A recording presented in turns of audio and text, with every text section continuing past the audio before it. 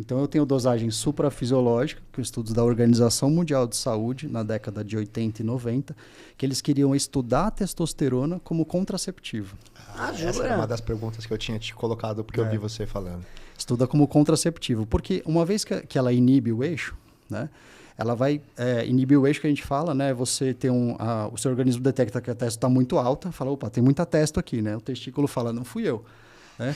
E aí ele vai falar, para de produzir, né? E aí o cérebro corta esse efeito. Só que ele corta duas gonadotrofinas, que é o LH, que estimula uma célula do testículo a produzir testosterona, e o FSH, que estimula uma outra célula do testículo a produzir espermatozoide.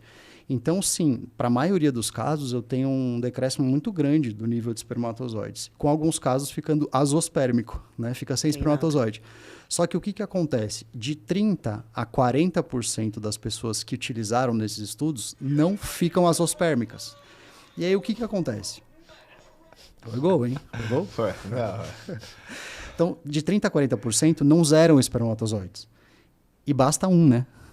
Basta um para fazer a função, né? Se ele for bom, né? Ele pode estar sozinho.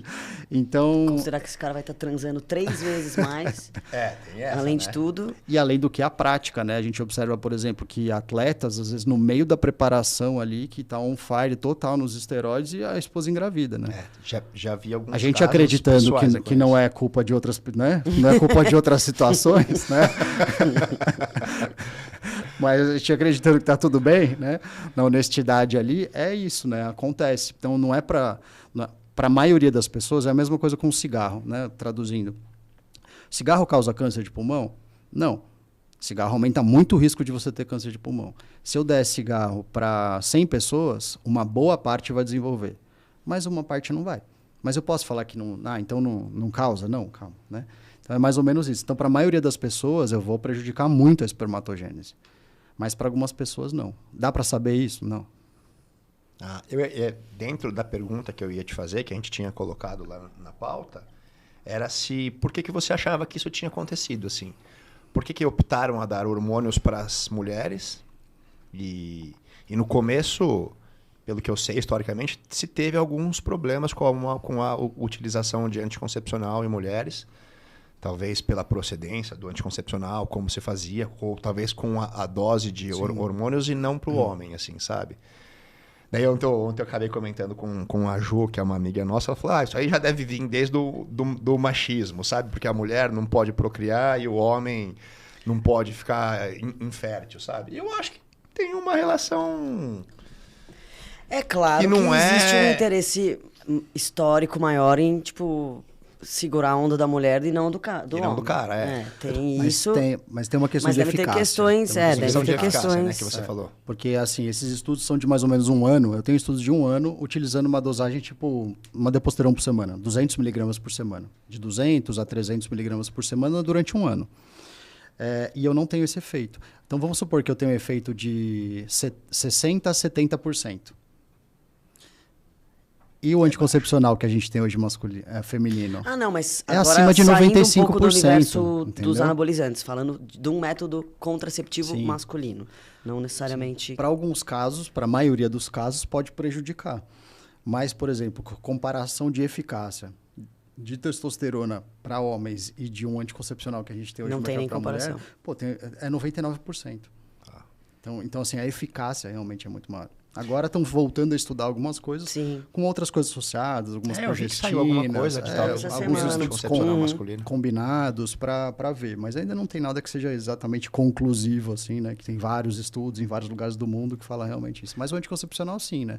Antigamente utilizava, né, o estrógeno de equino conjugado. Isso aí que eu ouvi falar. E a dosagem era altíssima também, né? Então hoje você tem pílulas com dosagens pequenas, mas isso tem que eu vários acho outros engraçado, métodos. Né? Entendi. Você vê como a ética varia um pouco de acordo com o que o mercado quer também, né? Com certeza. Por que naquela época era ético fazer trabalhos com mulheres e dar hormônios para mulheres? Por que puderam testar com mulheres e não puderam testar com homens, assim, entendeu? Por que eu posso dar hormônio para você ficar infértil e não posso dar hormônio para você melhorar um pouco a sua composição corporal, né? A gente entra naquele negócio de... Sim, 2 pesos e 2 medidas. Meio ser uma coisa um pouco hipócrita, né? Sim. Sim, eu vejo muito isso, né? Assim, às vezes eu brinco, eu falo, quer dizer então que um homem trans, né? um organismo biologicamente feminino, que você vai utilizar o hormônio masculino para androgenizar esse organismo.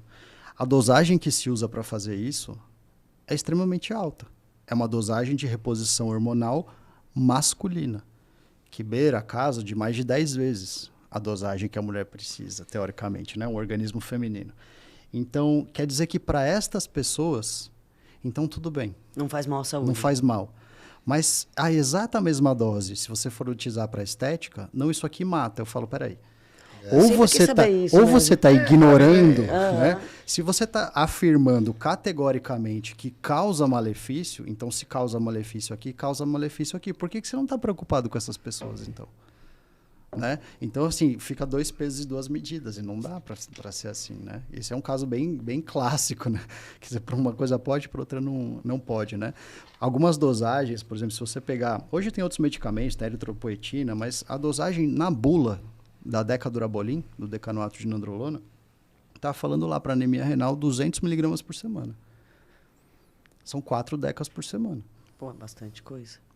Quer dizer que, para esses pacientes que têm problema renal, você não vai matar o paciente fazendo isso. Mas se for um jovem, sem nenhum problema de saúde, se eu der 200 miligramas, ele vai morrer? Né? Então, assim, fica um pouco dispar, né? Não é dizer que não tenha colaterais, que não possam ter efeitos, não é isso.